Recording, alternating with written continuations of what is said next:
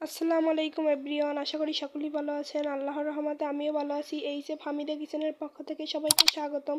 আপনাদের জন্য আমার আজকের রেসিপি, যারা নরম ফুলকো ফুলকো সিদ্ধ আটা রুটি করতে পারেন না তাদের জন্য আজকের ভিডিওটি।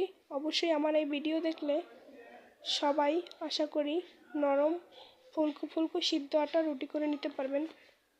আমি প্রথমে চুলাতে একটি প্যান বসিয়ে দিয়েছি, তার ভিতর দিয়ে দিয়েছি আমি যে মগ বা কাপ থেকে আটা মেপে নিব সেই কাপের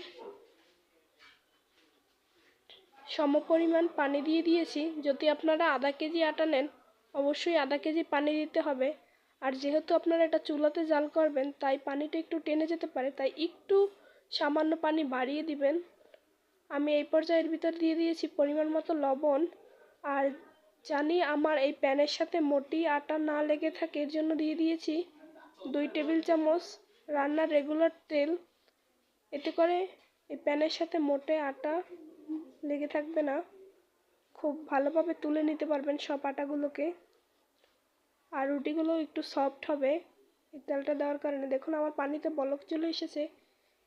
এই পর্যায়ে আমি এখানে আটাগুলো দিয়ে দেব। আজকে আমি আধা কেজি আটার রুটি করে নিচ্ছি, আপনারা চাইলে আরও বেশি বা কমিয়েও করতে পারেন। আর এই পর্যায়ে আমি চুলার আঁচটাকে কিন্তু একেবারে লো মিডিয়ামে রাখবো। কেউ চুলাটা অফ করতে যাবেন না, একেবারে লো মিডিয়ামে রেখে আটাগুলোকে ভালোভাবে পানির সাথে মিশিয়ে নেবেন। এতে করে আটাটা ভালোভাবে সিদ্ধ হয়ে যাবে। আটা যদি ভালোভাবে সিদ্ধ না হয় তাহলে কিন্তু নরম কখনোই রুটিগুলো হবে না। দেখুন আমি বেশ ভালোভাবে নাড়াচাড়া দিয়ে মাখিয়ে নিচ্ছি, এতে করে বেশ ভালোভাবে সিদ্ধ হয়ে যাবে। আর অলরেডি আমার চ্যানেলটি যারা সাবস্ক্রাইব করেছেন তাদেরকে অসংখ্য ধন্যবাদ।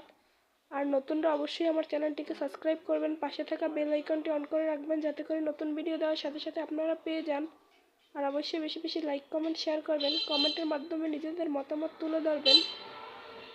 আর কী ধরনের ভিডিও পেতে চান তার ভিত্তিতে কমেন্ট করবেন। এই পর্যায়ে আমি আটাটাকে নামিয়ে নিচ্ছি চুলাটা বন্ধ করে। আমি একটা বড় ছেনির ভিতর নিয়ে নিচ্ছি, এতে করে আটাগুলো ভালোভাবে ঠান্ডা হয়ে যাবে। আমার খুব তাড়াতাড়ি মেখে নিতে পারবো আমি। এগুলোকে একটু হালকা গরম থাকা অবস্থায় মেখে নিতে হবে। দেখুন আমি মেখে নিচ্ছি। ডোটাকে কিন্তু একটা স্মুথ ডো বানাতে হবে, অবশ্যই ভালোভাবে আটাগুলোকে মাখতে হবে, নাহলে হবে না। তাই আমি একটা বড় ছেনির ভিতরে এগুলোকে ঢেলে ভালোভাবে মেজে নিচ্ছি, দেখতেই পাচ্ছেন।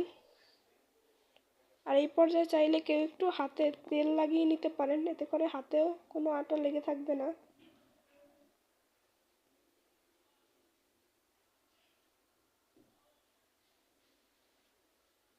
আর এইরকম রুটিগুলো করলে খুব নরম সফট হয়। দেখুন আমার প্রায় হয়ে গিয়েছে আটাটা।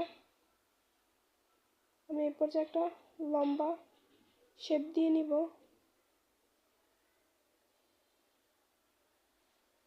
দেখুন আমার ডোটা কিন্তু খুব সফট হয়েছে, দেখেই বুঝতে পারছেন। আর এর ভিতরে কোনো পরিমাণ ঠান্ডা পানি ইউজ করা যাবে না। দেখুন আমি গোল গোল করে একটু চ্যাপ্টা করে শেপ দিয়ে নিচ্ছি রুটি বেলার জন্য। এভাবে আমি সবগুলোকে বানিয়ে নিয়েছি। এরপর আমি এগুলোকে রুটির ফিরিতে বেলে নিব আর আপনাদেরকে দেখিয়ে দিব কীভাবে গোল করে রুটি তৈরি করবেন। দেখুন আমি বেলে নিচ্ছি রুটিগুলোকে, এক এক করে আমি সবগুলো রুটি বেলে নিব।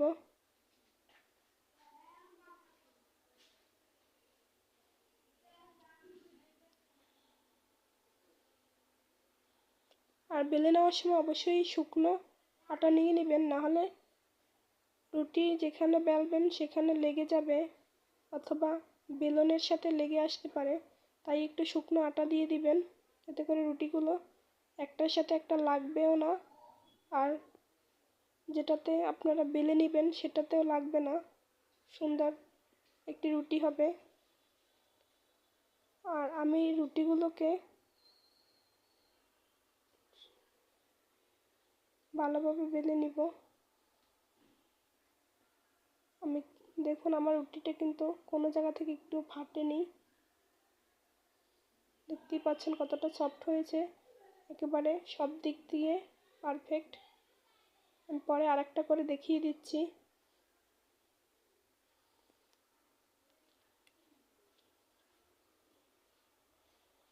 এভাবে আমি সবগুলো রুটি বেলে নিব।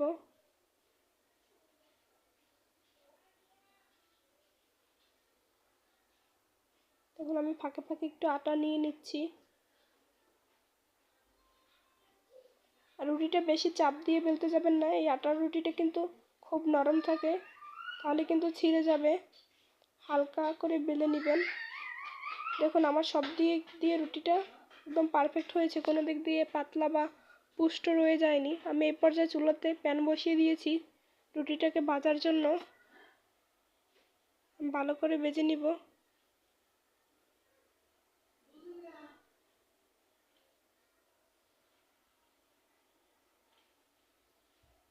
অবশ্যই চুলার আঁচটাকে লো মিডিয়ামে রাখতে হবে, নাহলে কিন্তু রুটিটা পুড়ে যাবে। দেখুন আমার রুটিটা কি সুন্দর ফুলে উঠেছে। এভাবে ফুলকো ফুলকো রুটি করতে চাইলে অবশ্যই ভিডিওটি না টেনে সম্পূর্ণ দেখার চেষ্টা করবেন, তাহলে আপনারা বাসায় সুন্দর নরম ফুলকো ফুলকো রুটি তৈরি করে নিতে পারবেন সিদ্ধ আটার। আর অবশ্যই আমার চ্যানেলটি নতুনরা সাবস্ক্রাইব করবেন, পাশে থাকা বেল আইকনটি অন করে রাখবেন, যাতে করে নতুন ভিডিও দেওয়ার সাথে সাথে আপনারা পেয়ে যান।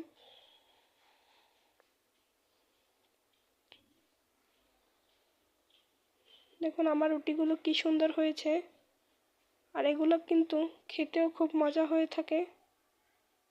দেখুন আমার রুটিটা কিন্তু ফুলে যাচ্ছে, আর আমি একটু চেপে চেপে ভেজে নিচ্ছি। আমার সবগুলো রুটি ভাজা শেষ। দেখুন কি সুন্দর হয়েছে, প্রত্যেকটা রুটি খুব নরম সফট হয়েছে। আমি ভিডিওর শেষ পর্যায়ে সবাইকে অসংখ্য ধন্যবাদ। আল্লাহ হাফেজ।